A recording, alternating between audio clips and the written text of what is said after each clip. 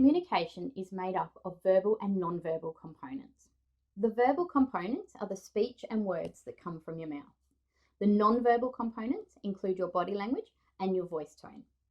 There was some research done in the 1960s that found that the verbal component of communication made up just 7% of what we communicate. 7%. That means 93% of what we communicate comes from our body language and our voice tone. Those numbers are huge. So now those percentages do depend on context, but you can see that the majority of our communication comes from other than the words that are coming from our mouth.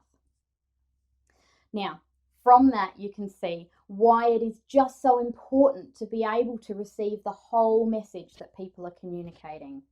So let's move on to what is body language.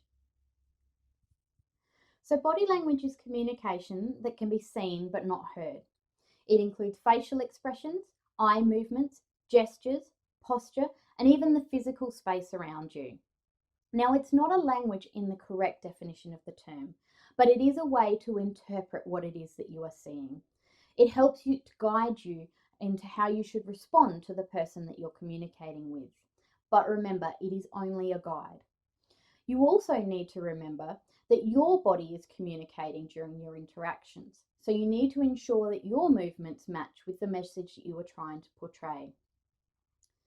Now, body language is not an exact science, but if you take into consideration the body movements, the context of the situation, as well as the words that the person is saying, then you will quickly become more confident that you understand other people better.